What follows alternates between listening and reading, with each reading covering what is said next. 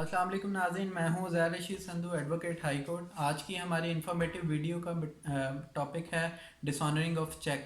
एक चेक जब डिसऑनर होता है तो उसके क्या क्या कॉन्सिक्वेंसेस होते हैं, चेक कब डिसऑनर होता है, उसके खिलाफ क्या जुर्म लगता है, कौन सा सेक्शन इसको डील करता है, कितनी इसकी सज़ा है, ये जुर्म है कि नहीं जुर्म है, ये बकाया मामला सारे मैं आपको इस वीडियो में सारा बताऊँगा। चलाएँ चलते हैं वीडियो की तरफ।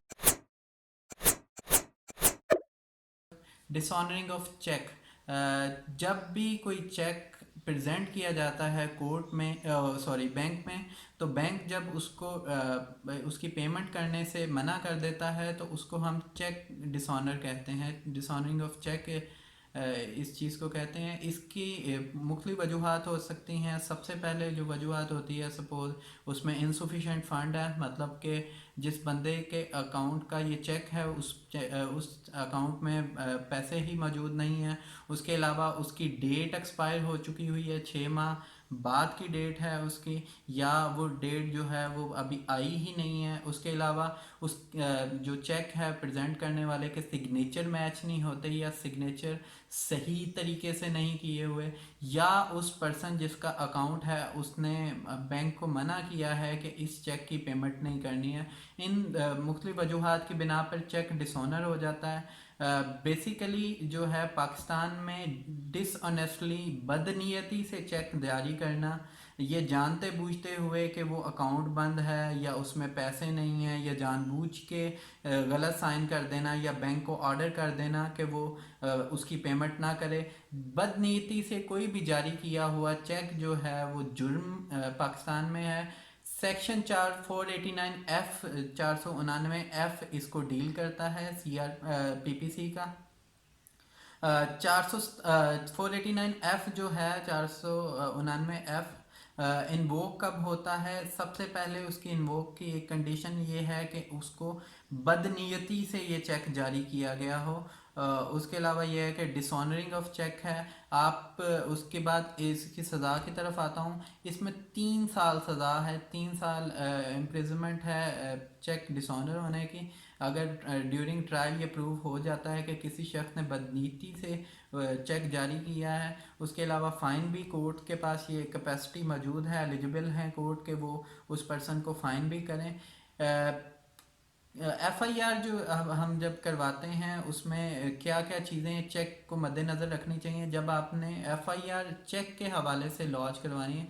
जब सपोज़ आपको किसी ने चेक दिया, उस चेक को आपने प्रेजेंट किया कोर्ट में, कोर्ट सॉरी बैंक में जब आपने प्रेजेंट करने के बाद बैंक ने उसकी पेमेंट करने से मना किया, तो आपने मुतलका पुलिस स्टेशन में जाके जो एप्लीकेशन देनी है FIR लॉन्च के लिए, उसमें क्या क्या चीज़ें हैं आपने माइंड में रखनी है। सबसे पहले तो आपने अपना नाम, अपना पता, अपना एड्रेस जो है वो लिखना है।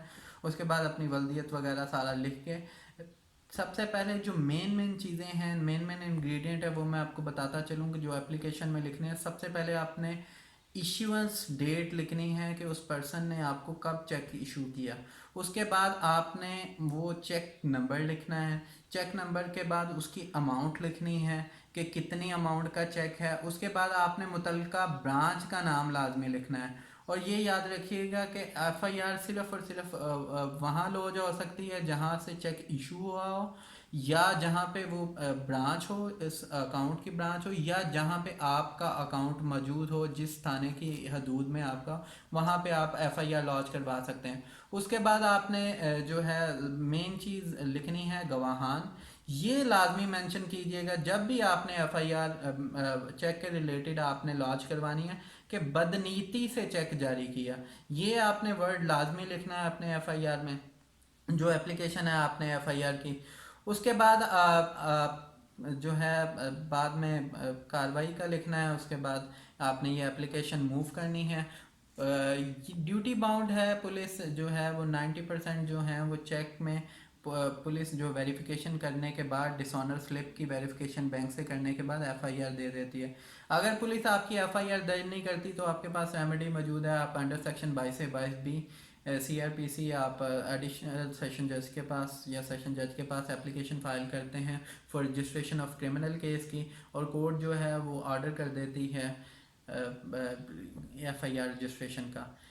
एक चीज़ जो मैं बताता चलूँ कि सबसे ज़्यादा ज़रूरी ही कंसेप्ट है, अगर सपोज़ आपने बैंक से लोन लिया है और उसके अगेंस्ट आपने कोई चेक जारी किया है और वो चेक जो है वो बैंक डिसऑनर स्लिप लगा के एफआईआर नहीं करवा सकता, बैंक कॉम्पिटेंट नहीं है।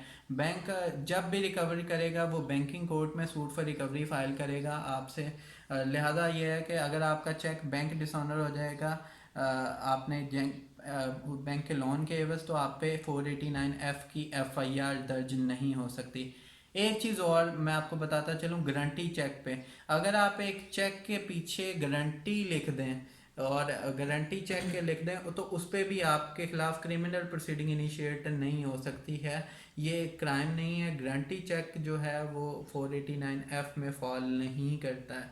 उसके बाद आपको बताता चलूँ कि बिजनेस ट्रांजैक्शन में सपोज लेन देन का मामला है, आपने कोई चीज़ें ली हुई हैं, कुछ दी हुई हैं, तो ये ग्राउंड हो सकती है एफआईआर में। जब अगर आपके अगेंस्ट एफआईआर फाइल हो गई है तो आप एक पोस्ट अरेस्ट या प्री अरेस्ट बेल में ये आप ग्राउंड ले सकते हैं कि जनाब ये बिजनेस ट्रांजैक्शन है, लिहाजा एफआईआर नहीं बनती, तो कोर्ट तब भी एफआईआर का ऑर्डर नहीं करेंगे। या अगर एफआईआर हो चुकी हुई है, आप साबित करने में कामयाब हो जाते हैं कि भाई ये बिजनेस ट्रांजैक्शन था, तो कोर्ट्स जो हैं वो बेल ग्रांट कर देती हैं। अब आते हैं कि आपके पास रेमेडीज़ क्या मौजूद हैं। ये तो चले हो गई 489F, आपको किसी ने चेक जारी किया, वो चेक डिसऑनर हुआ, आपने उसकी कंप्लेंट की, एफआईआर लॉन्च हुई और उसको 3 साल। अब आपके पास रेमेडी क्या है कि आपको रिमनरेशन, आपकी जो अमाउंट है वो वापस मिले। उसके लिए आपको ऑर्डर 37 का एक दावा करना पड़ता है। सिविल सूट है, एडिशनल सेशन जज के पास ये फाइल होता है।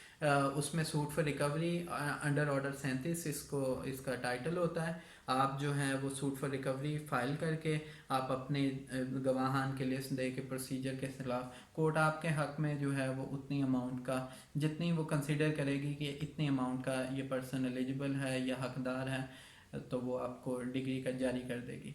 बहुत शुक्रिया नाज़रीन, ये थी हमारी 489F डिसऑनरिंग ऑफ चेक के बारे में जो सारी डिस्कशन या इंफॉर्मेटिव वीडियो। मज़ीद मालूमात के लिए आप विज़िट करें मेरी वेबसाइट www.uzairishi.com। इसके अलावा आप मेरा फेसबुक पेज उज़ैरिशी संधू एडवोकेट हाई कोर्ट भी लाइक कर सकते हैं और वहाँ पे भी आपको बहुत सारी मालूमात मिलेंगी। इसके अलावा चैनल को सब्सक्राइब करना ना भूलिएगा। अल्लाह ताला आपका हामी नासिर हो। बहुत शुक्रिया।